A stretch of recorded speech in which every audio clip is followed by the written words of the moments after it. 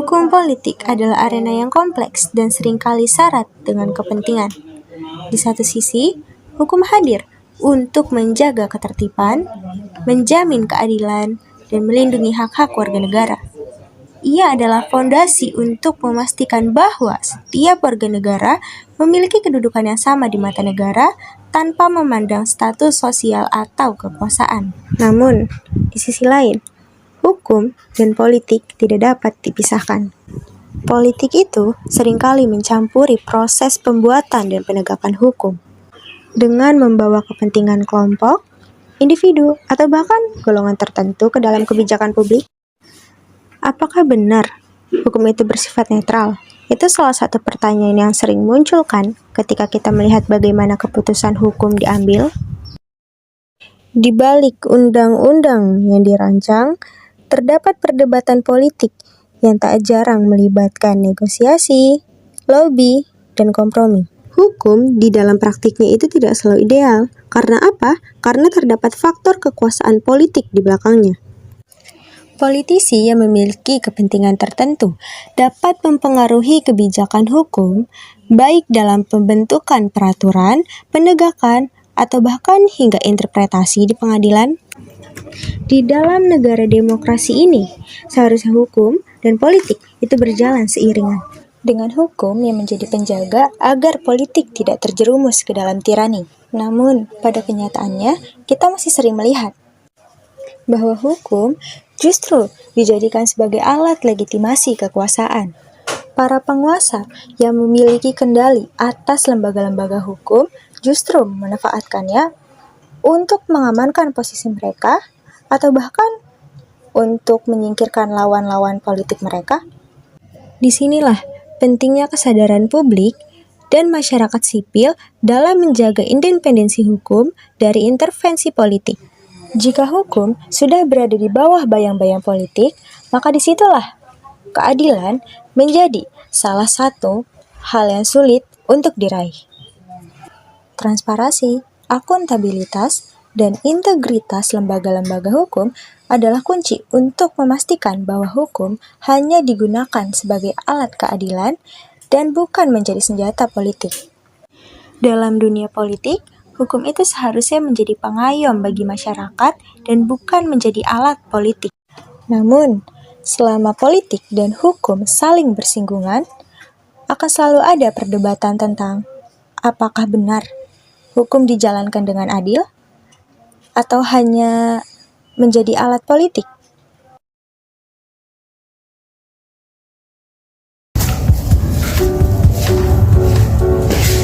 Pada hari itu ada 2 orang rumah kosong. 2 orang tersebut Dika dan Alto. Teman-teman mereka bilang kalau rumah kosong ini berangkat. Karena hal tersebut Dika dan Alto pengen membuktikannya. Masa sih rumah kosong ini berangkat?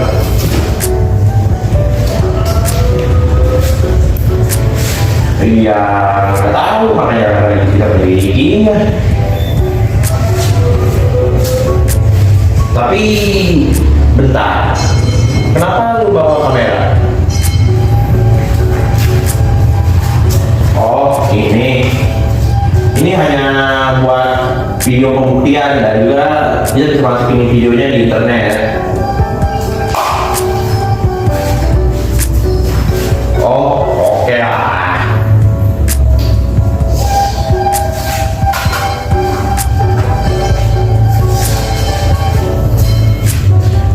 Baiklah, sekarang saya sudah masuk ke rumah kosong yang katanya berangkat atau orang-orang.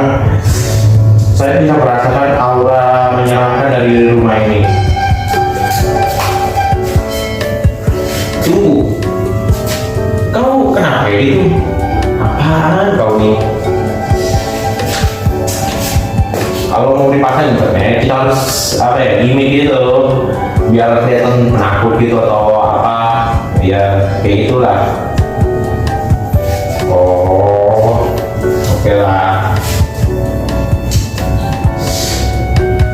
Beberapa menit kemudian, mereka menelusuri rumah kosong ini, tapi mereka tidak menemukan apapun.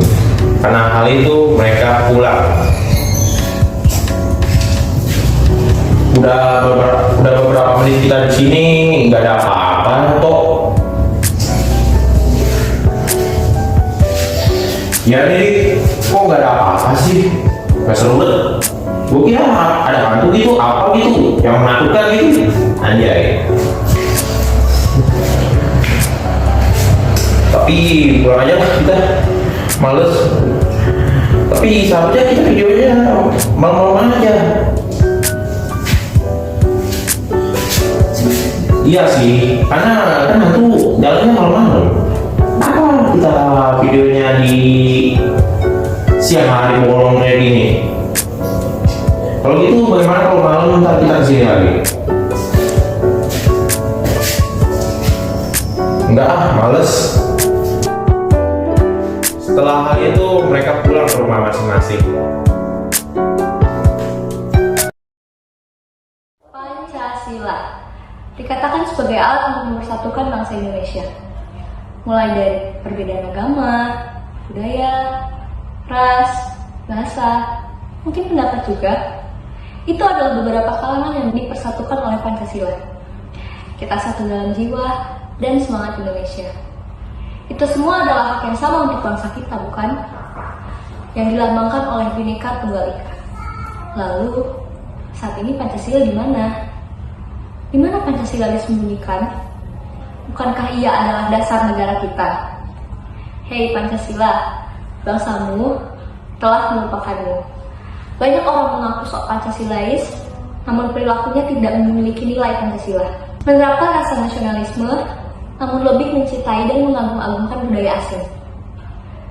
Pancasila. Para tikus berdasi itu terus berkeliaran. Di saat kami menyampaikan aspirasi, dikebiri. Kebenaran dapat dihilangkan dengan mudah oleh uang. Moralitas yang dirusak. Mungkinkah Ibu Pertiwi tidak menangis jika melihat Indonesia seperti ini? Hei anak muda, Pancasila itu ada di sekitar kita. Ada di setiap langkah demi langkah bangsa Indonesia. Mata itu tak selamanya benar. Pakailah mata hatimu dan carilah Pancasila. Kita memang berbeda. Maka jadilah satu untuk kepentingan bangsa, karena kita itu satu tujuan untuk Pancasila. Tinggikanlah asas persatuan dan kesatuan, jangan membuat Pancasila semakin pudar. Mari mengebumikan Pancasila dalam kehidupan kita, agar ia nampak oleh kedua mata kita. Mengapa? Karena ini Pancasila kita. Assalamualaikum warahmatullahi wabarakatuh. Perkenalkan, nama saya Nicholas. Saya akan membacakan cerita monolog tentang si kancil. Suatu hari ada seekor kancil. Dia adalah seekor hewan yang pintar dan cerdik. Dia ingin melewati sebuah sungai, tetapi sungai itu terlalu banyak buayanya. Lalu kancil pun berpikir untuk membohongi para buaya-buaya tersebut. Lalu dia mendekati para buaya dan berkata, "Hei, para buaya, Raja Hutan ingin memberikan kalian daging. Apakah kalian mau?" Lalu para buaya itu menjawab perkataan kancil, "Benar-kah?" Dan kancil pun menjawab lagi, "Benar, kalian hanya perlu berbaris dan saya akan menghitung kalian." Lalu setelah itu mereka pun berbaris dan kancil pun melompati mereka sambil menghitung. Setelah sampai di ujung, si kancil pun berkata, "Terima kasih para buaya." Dan buaya tersebut merasa telah ditipu oleh si kancil. Terima kasih. Assalamualaikum warahmatullahi wabarakatuh. Shalom, Om Swastiastu, Namo Buddhaya, salam kebajikan dan salam sejahtera untuk kita semua. Perkenalkan, nama saya Winda Husni Febrianti dari kelas 6. Hari ini, saya akan bercerita tentang cerita rakyat Danau Toba. Alkisah pada zaman dahulu, ada seorang pemuda bernama Toba. Dia adalah seorang yatim piatu. Dia memenuhi kebutuhan hidupnya dengan cara bekerja di ladang dan memancing ikan di sungai. Pada suatu hari setelah Toba bekerja di ladang, Toba memutuskan untuk memancing ikan di sungai.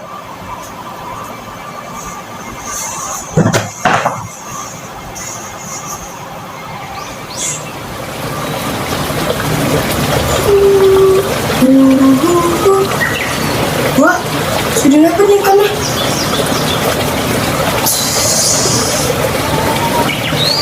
Wah, ikannya gede sekali. Matanya berbinar-binar lagi.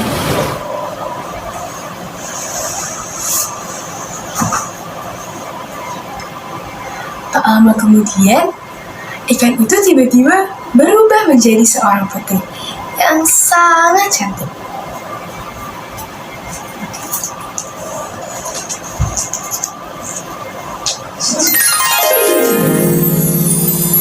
Halo, namaku Putri. Aku adalah seorang manusia, tetapi aku dikutuk oleh dewa karena aku telah melakukan hal yang sangat fatal.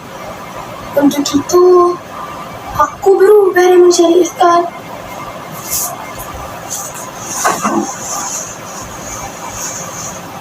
Halo Putri, namaku Toba. Senang berkenalan denganmu.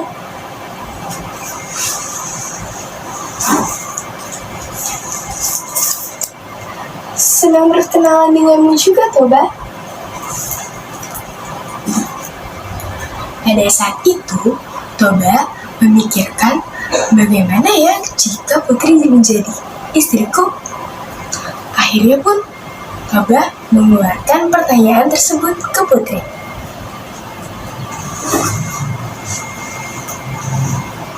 Putri, apakah kamu mau menjadi istriku?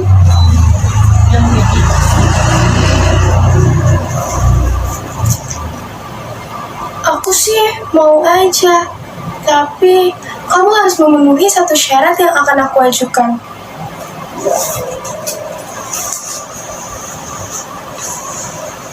Syarat apa? Selama aku dapat memenuhi syarat itu, pasti aku akan terima syarat darimu.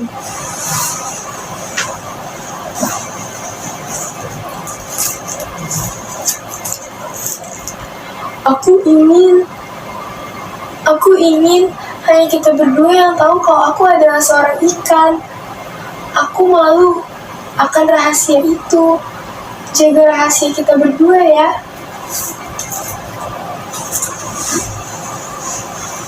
Oh, itu mah syarat yang gampang.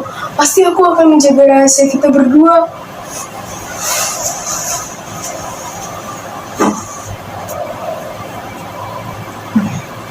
Kemudian, Putri dan Toba pun menikah.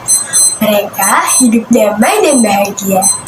Mereka berdua adalah keluarga yang sederhana tetapi sangat bahagia. Sampai suatu hari, Putri dikaruniai seorang anak laki-laki.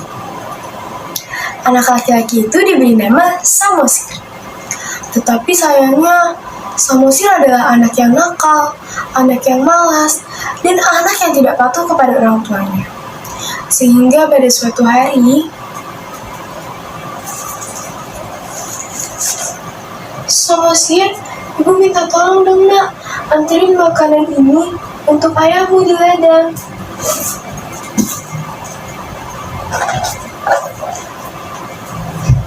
Tidak mau, aku sedang bermalas-malasan. Aku maunya tidur dan bermain.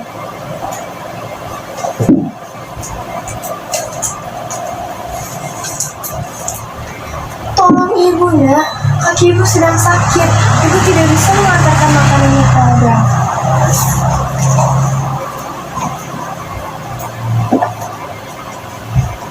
Ya sudah aku antarkan, tapi ke siapa hadiah ya bu?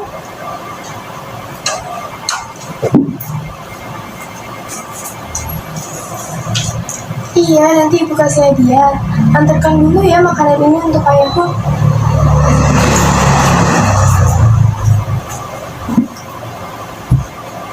Oke bu.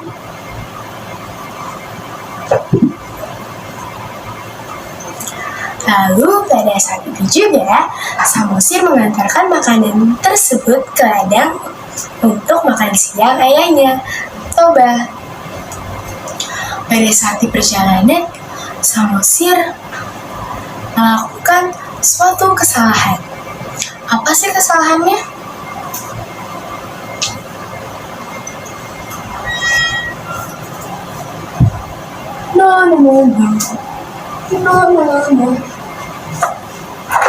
Aduh, aku sangat lapar. Apa aku makan makanan ayah saja ya? Makan saja lah.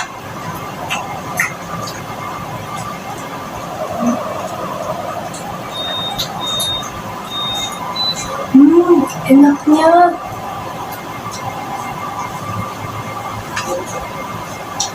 Kemudian, Samosir menghabiskan makanan ayahnya. Lalu, Samosir melanjutkan perjalanannya kembali menuju ke ladang.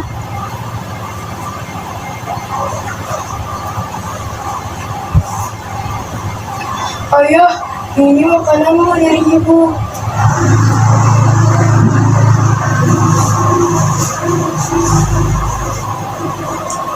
Wah, terima kasih banyak ya, Nak. Ayo, Nak, kita makan bersama. Temani ayah makan.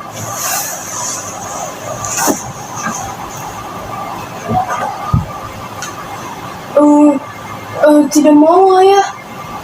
Samosir ingin bermain di rumah.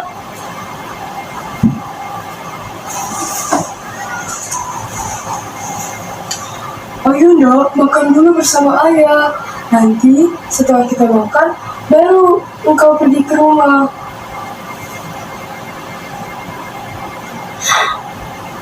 Di mana makananku, Samosir?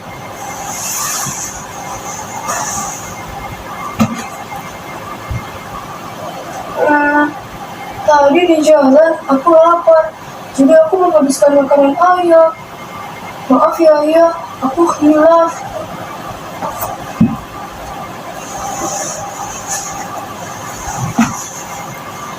Dasar anak nakal, udah malas, nakal, masih makan makanan ayah. Kan itu punya ayah, bukan punya kamu. Kamu itu artinya tidak bertanggung jawab. Dasar anak keturunan ikan.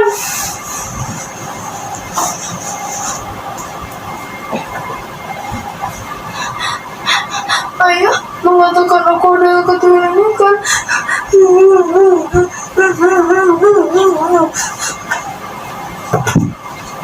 Samosir pun menangis menuju ke rumahnya. Kemudian saat sudah sampai di rumah, ia menceritakan semua kejadian yang ada di ladang kepada ibunya.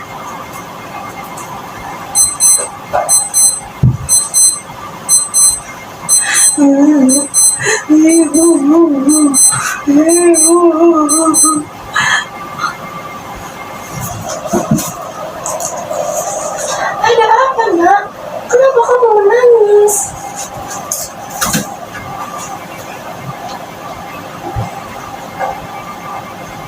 Ibu, tadi ayah mengatakanku aku adalah anak keturunan ikan.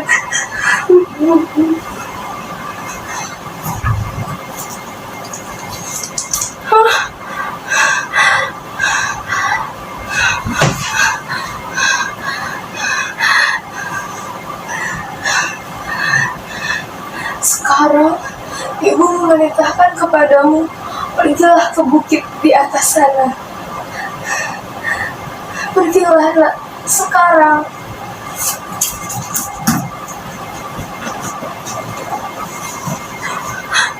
Baik, Ibu.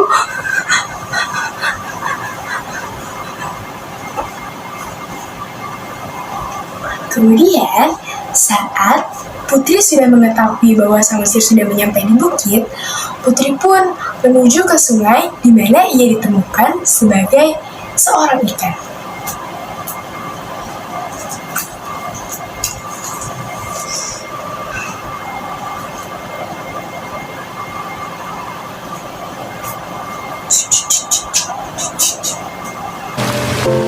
Dan pada saat itu, Putri pun berubah menjadi ikan kembali, dan pada malamnya terjadi hujan yang sangat lebat dengan petir gemuruh yang sangat kuat, sehingga air naik ke permukaan dan menutupi semua jalannya, yang dimana sekarang dikenal dengan Danau Toba.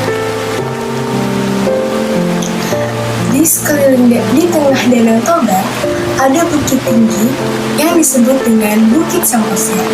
Karena Samosir diceritakan Samosir pergi ke atas bukit tersebut, sehingga dinamakan Bukit Samosir. Nah, itu dia cerita rakyat Danau Toba. Kesimpulan dari cerita Danau Toba ini adalah janganlah engkau berjanji ketika engkau tidak tahu apakah engkau bisa menepatinya atau tidak. Jadi, jangan asal-asal janji ya teman-teman. Jangan ya Dik ya. Sekian dari saya, kurang lebihnya mohon maaf. Wassalamualaikum warahmatullahi wabarakatuh. Hai semuanya, perkenalkan nama aku Muhammad Azril Latela dari kelas 16. Di sini aku akan mempresentasikan sebuah drama monolog singkat yang berjudul Hidup di atas ekspresi orang lain. Hidup di atas ekspresi orang lain. Sungguh sangat berat bagi diri kita sendiri selalu dituntut jadi apa yang mereka bayangkan.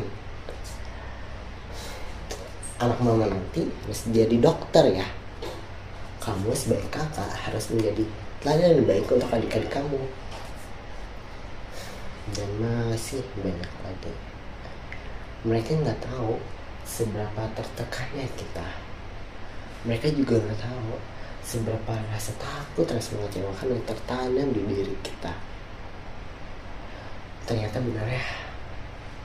Terkadang pencapaian, cita-cita, dan impian itu nggak harus dipublikasikan. Jikapun kalau dipublikasikan, yang kita dapatkan adalah dukungan dan doa, bukan sebuah tekanan.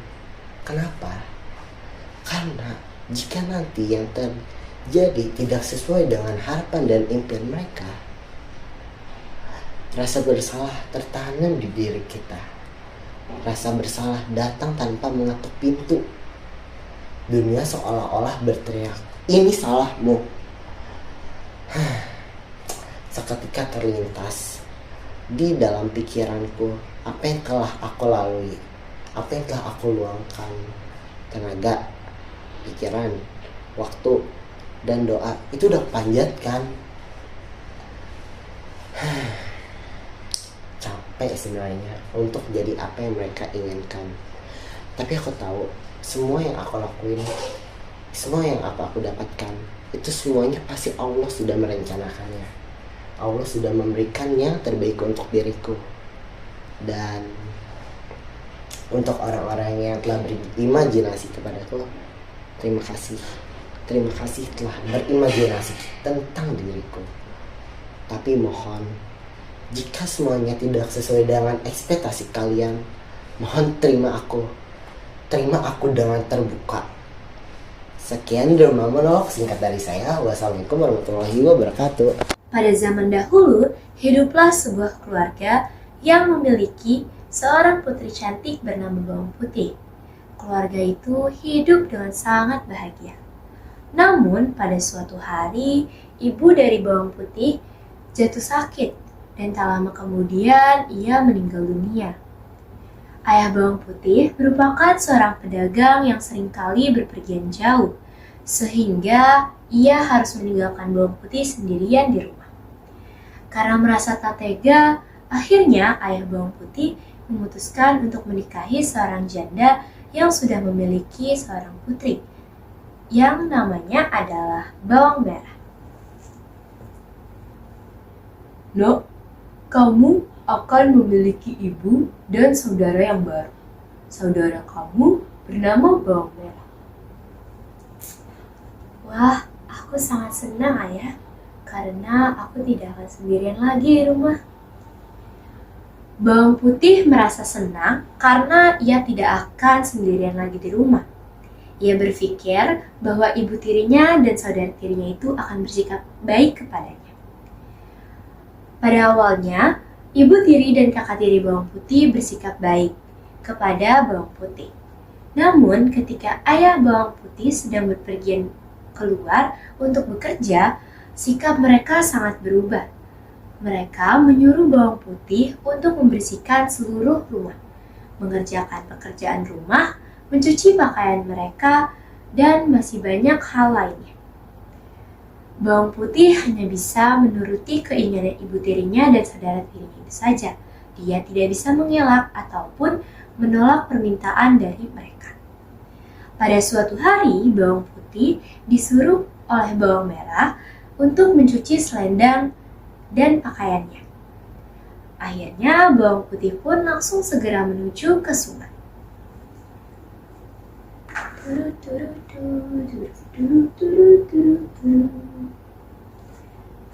Wah, arus airnya sedang deras sekali. Aku akan mencuci sekarang.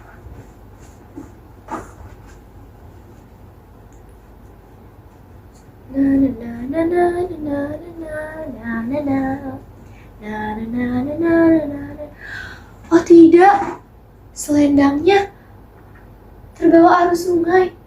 Aduh, aku harus bagaimana ini? Mana airnya lagi kencang banget lagi. Apa aku pulang dulu ya?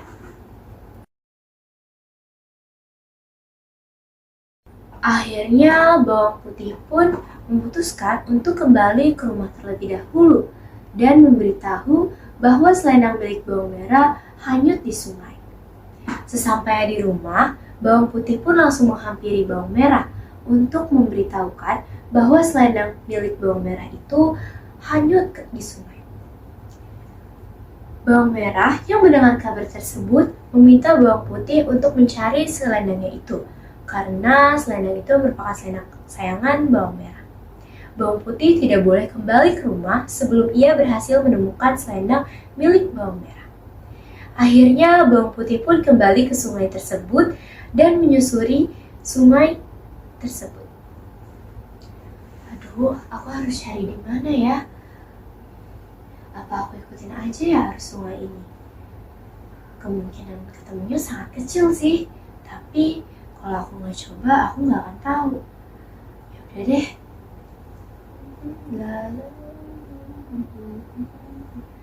Aduh, di mana ya?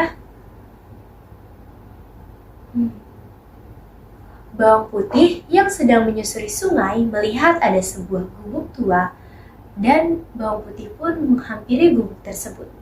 Ia berharap bahwa ada orang di dalam gubuk tersebut sehingga ia bisa bertanya apakah orang tersebut melihat selendang milik bawang merah atau tidak.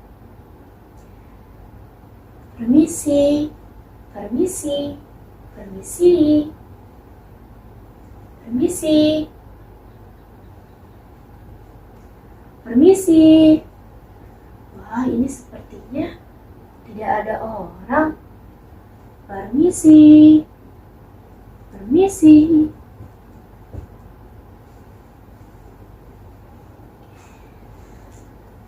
Kamu mencari siapa, Dek? Apakah kamu mencari pemilik gubuk tua ini? Wah, iya betul, Nek. Aku sedang mencari pemilik dari gubuk tua ini karena aku ingin menanyakan satu hal. Kalau begitu, kamu bertemu dengan orang yang tepat. Karena nenek yang punya gubuk tua ini. Wah, kalau begitu apakah aku boleh menanyakan suatu hal? Apa nenek melihat selendang motif bunga-bunga berwarna biru di sekitaran sungai sini? Tadi nenek melihatnya di pinggiran sungai itu. Lalu nenek ambil. Akhirnya ada orang yang mencari juga. Nenek akan memberikan selendang itu, tapi dengan satu syarat. Apakah kamu mau memenuhi syarat tersebut? Syarat apa itu, Nek? Kalau aku bisa, aku pasti akan memenuhi syarat dari nenek. Syaratnya, kamu harus membantu nenek membersihkan gubuk tua ini. Setelah semuanya selesai, nenek akan memberikan selendang yang sedang kau cari. Baiklah, kalau begitu, aku akan membersihkan gubuk tua nenek. Tunggu sebentar ya, Nek. Akhirnya bawang putih pun membersihkan gubuk tua milik nenek tua tersebut. Setelah ia menyelesaikan pekerjaannya, ia menghampiri nenek tua itu kembali untuk menanyakan selendang milik bawang merah yang ia temukan. Nek, aku sudah selesai membersihkan gubuk nenek. Kalau begitu, bolehkah aku mengambil selendangnya?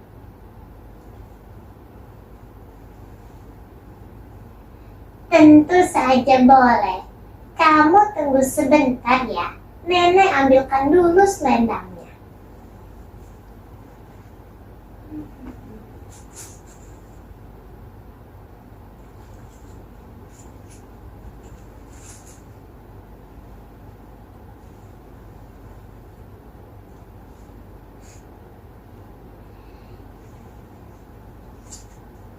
Ini selendang yang kau cari.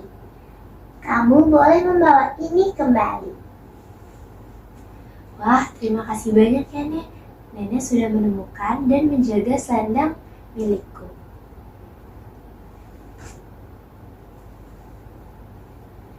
Karena kamu sudah berbaik hati ingin membantu nenek, nenek mau memberikan sebuah hadiah kecil untuk kamu. Kamu tunggu sebentar ya. Nenek punya 2 buah labu. Kamu boleh memilih yang kecil atau yang besar. Wah, tidak perlu repot-repot, Nek. Aku membantu nenek dengan ikhlas. Tidak usah repot-repot memberikan aku hadiah. Tidak apa-apa.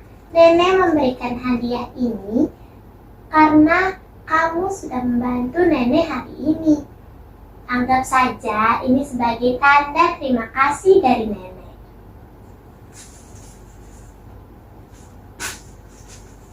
Baiklah, kalau gitu aku pilih yang kecil saja. Terima kasih ya, Nek. Aku harus segera pulang karena matahari sudah terbenam.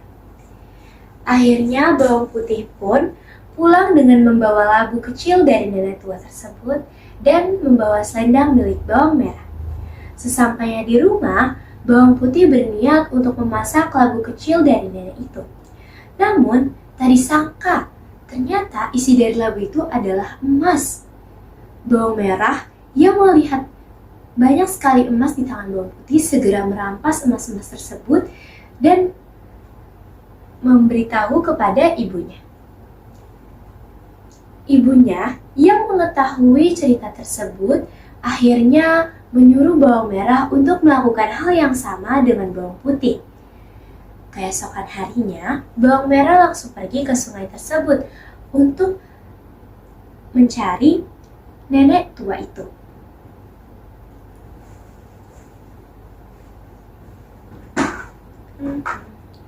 Aku sudah sampai di sungai ini. Kalau gitu, aku langsung aja hanyutkan selendangku ini.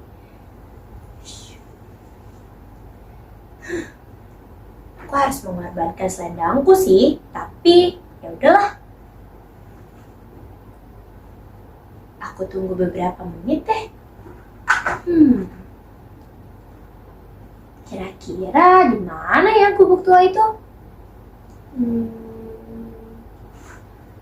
Apa di sana? Tapi sepertinya di sana. Sudah deh, aku jalan aja ke sana.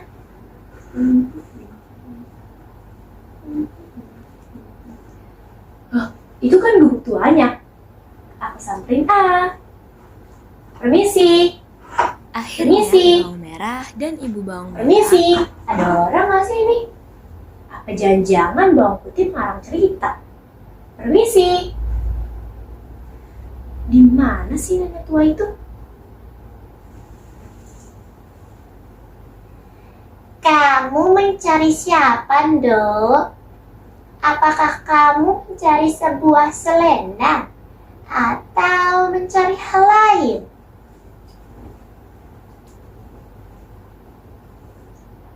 Oh, jadi ini gubuk tua yang dimaksud bawang putih. Nenek pasti menemukan selendang punya aku kan?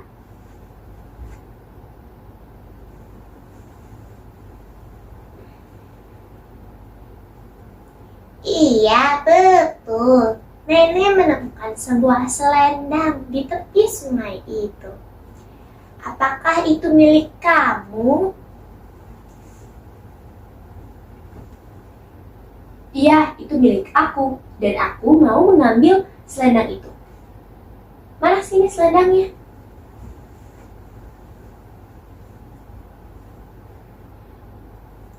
Nenek akan memberikan selendang itu, tetapi dengan satu syarat. Kamu harus membantu nenek membersihkan gubuk milik nenek. Ih, banyak mau banget sih. Ya udah deh, kalau gitu aku bersihin.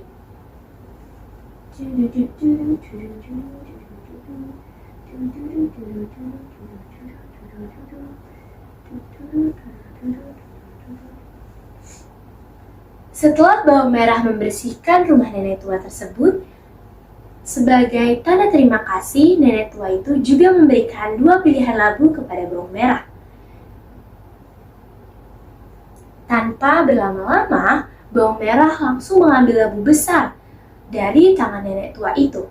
Karena ia yakin, semakin besar labunya akan semakin banyak isi emasnya.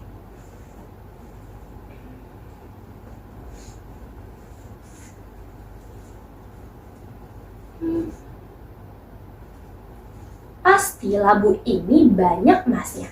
Aku langsung pulang deh. Terima kasih banyak nenek atas labunya dan selendangnya. Aku mau pulang dulu. Bawang merah akhirnya kembali ke rumahnya. Sesampainya di rumah, bawang merah langsung menghampiri ibunya untuk memberikan labu yang sudah ia dapatkan. Ibu, aku sudah mendapatkan labu yang sangat besar. Langsung aja yuk, kita buka labunya. Pasti banyak sekali emas di dalamnya.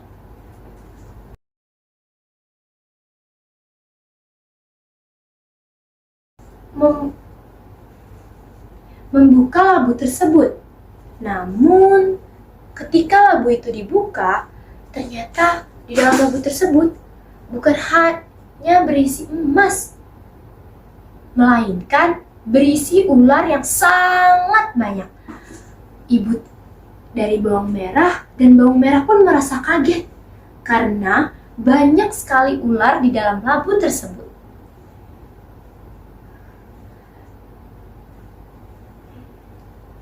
Bawang merah pun merasa kebingungan karena mengapa labu tersebut berisi ular yang sangat banyak, sedangkan milik bawang putih berisikan emas.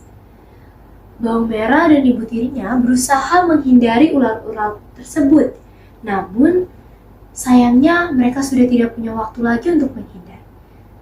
Sehingga mereka sudah digigit oleh ular-ular yang sangat banyak sekali. Pada abad ke-14, Majapahit adalah kerajaan yang sangat kuat dan hebat di Nusantara. Di bawah kepemimpinan Raja Hayam Wuruk, Majapahit mengalami masa kejayaan yang luar biasa. Salah satu tokoh pentingnya adalah Gajah Mada. Gajah Mada dikenal adalah seorang patih yang dikenal dengan keberaniannya. Suatu hari Raja berkata kepada Gajah Mada, "Gajah Mada, kerajaan kita sedang mengalami masa kejayaan, tetapi kita harus menghadapi kerajaan-kerajaan tetangga yang ingin menggulingkan kekuasaan kita. Apa yang akan kau lakukan untuk menjaga dan memperluas wilayah Majapahit?" Gajah Mada pun menjawab dengan penuh percaya diri, "Aku sudah menyiapkan rencana untuk itu. Aku akan melakukan perjalanan diplomasi dan aku juga sudah menyiapkan pasukan perang untuk mencegah kemungkinan adanya serangan." Lalu Gajah Mada pun melakukan perjalanan diplomasi ke kerajaan-kerajaan tetangga. Selama perjalanan ia dikenal dengan kepintarannya dalam menyelesaikan masalah. Gajah Mada pun berkata kepada utusan kerajaan tetangga, "Aku datang untuk berbicara tentang perdamaian dan kerjasama antara kerajaan kita. Majapahit ingin menjaga hubungan baik kami dan mencegah adanya konflik yang tidak diinginkan." Utusan kerajaan pun menjawab, "Kami menghargai niat baik Majapahit. Kami akan mempertimbangkan tawaran perdamaian ini dengan sangat baik." Dengan upaya diplomasi yang telah dilakukan oleh Gajah Mada, akhirnya Majapahit pun berhasil menjaga keamanan dan memperluas wilayahnya. Gajah Mada pun terkenal dengan sumpahnya, yaitu Sumpah Palapa. Sumpahnya itu berisi seperti ini. Gajah Mada, aku bersumpah untuk tidak menikmati apapun dari dunia ini sampai Nusantara berada di bawah kepemimpinan Majapahit. Ini adalah kerjaanku dan tanggung jawabku kepada kerajaan dan rakyatku. Berita tentang kebijaksanaan dan kehebatan Gajah Mada menyebar secara cepat di Nusantara, dan ia menjadi simbol kepemimpinan dan dedikasi di seluruh Nusantara. Di bawah kepemimpinan Gajah Mada dan Raja Hayam Wuruk, Majapahit mengalami masa kejayaan dan masa keemasan. Ketika bumi dengan segala keberagamannya penuh dengan lika-liku yang terus mengejolak, hati ini serasa hancur dan gelisah memikirkan keadaan yang begitu perih. Dengan harta, juga tahta yang melimpah, bahkan jabatan yang disegani orang. Kelihatannya saja yang bahagia, namun sebenarnya berbalik menjadi kesengsaraan. Harapan bagaikan daun tua yang gugur sedikit demi sedikit seiring bertambahnya usia. Daun muda yang menggantikan daun tua, begitulah seterusnya. Saya sadar bahwa apa yang kini saya lakukan itu salah. Namun, bisikan setan ini seiring kali melumpuhkan hatiku, berusaha keluar dari zona setan yang akhirnya terjerumus kembali. Aku pun sadar bahwa ini adalah hal yang sementara yang kemudian akan dipertanggungjawabkan. Aku harus keluar dari jebakan ini, karena aku menyadari tujuan hidup kita sebenarnya. Jangan sampai nafsu saat akan kehidupan mengalahkan kekekalan abadi di sana. Jangan sampai nafsu ini mengalahkan logika dan akal yang diberikan Sang Pencipta, karena hewan saja yang tak punya akal. Mendekatkan diri kepadanya sebagai seorang pendosa tidak akan menjadi hina dibanding menjauh darinya sebagai seorang pendosa. Sang pendosa, iya, mungkin itulah saya, tapi saya tahu Tuhan tak hanya melihat awal ketaatan seseorang, namun juga akhir dari taatnya. Assalamualaikum warahmatullahi wabarakatuh. Saya Ardana dari kelas 10-6 ingin menceritakan legenda Batu Menangis. Dahulu ada seorang bapak tua yang hidup bersama anaknya. Mereka berdua duduk di samping batu. Lalu si bapak bertanya, "Nak, apakah kamu tahu kisah dari batu ini?" Si anak menjawab, "Tentu Pak, ini hanya batu biasa. Apa yang istimewa?" Lalu si bapak menjelaskan tentang batu tersebut. Dulu ada gadis yang sangat cantik, namun ia tidak menghormati ibunya, ucap si bapak. Lalu si anak bertanya, apa hubungannya dengan batu tersebut? Dahulu ada gadis yang berjalan bersama ibunya. Lalu ketika ibunya meminta minum, gadis itu malah marah dan berkata bahwa dia malu memiliki ibu yang miskin. Wah, kejam sekali, ucap si anak. Lalu apa yang terjadi? Ibunya berdoa kepada Tuhan agar si gadis itu diberi pelajaran. Seketika tubuh si gadis menjadi batu dan ia menangis menyesali perbuatannya. Mengapa batu ini menjadi batu menangis? Jadi batu ini adalah gadis yang durhaka. Mengapa batu ini disebut batu menangis? Tanya si anak. Lalu si bapak menjawab, karena setiap malam bulan purnama orang-orang di desa mendengar tangisan dari batu ini. Lalu si anak berbicara kepada bapaknya, "Terima kasih Pak telah menceritakan kisah ini kepadaku." Terus si bapak pun menjawab, "Sama-sama Nak, ingatlah selalu menjadi anak yang baik." Assalamualaikum warahmatullahi wabarakatuh. Assalamualaikum warahmatullahi wabarakatuh. Shalom, Om Swastiastu, Namo Buddhaya, dan salam kebajikan untuk kita semua. Saya, Kajian Nisarina Yusnanto, akan menceritakan cerita monolog yang berjudul Malin Kundang. Dahulu, di sebuah dusun nelayan, tepatnya di Sumatera Barat, hiduplah seorang anak laki-laki bernama Malin Kundang. Ia tinggal bersama ibundanya bernama Mande Rubaya. Mereka hanya tinggal berdua karena sang ayah telah lama meninggalkan sang ibu dan anak semata wayangnya itu. Malin tumbuh menjadi anak yang ceria dan pemberani, tetapi hidup mereka serba kekurangan. Hingga saat Malin beranjak dewasa, ia berpikir untuk mencari pekerjaan di negeri seberang.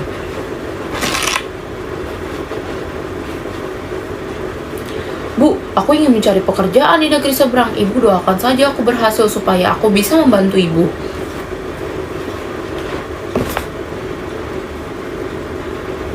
"Nak, kalau kamu sudah berhasil dan sukses, jangan lupakan ibu dan kampung halamanmu ini ya Nak," ucap Ibunda Malin.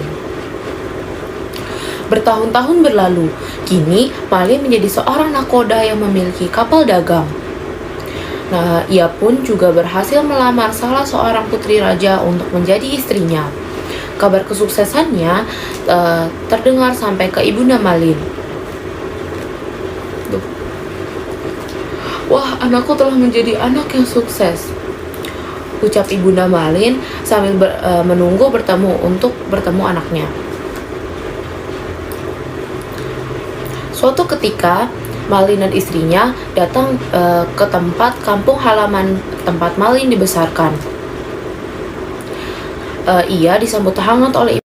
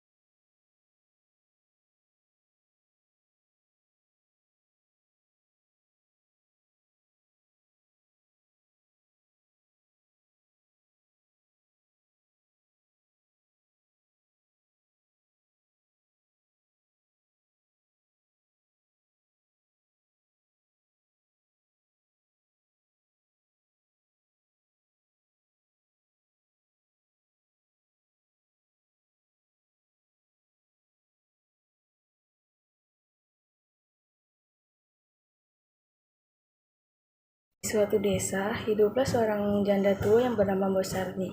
Ia tinggal sendirian dan merasa kesepian. Ia sangat mendambakan adanya seorang anak. Di suatu sore, Mbok Sarni pergi ke hutan untuk mencari kayu.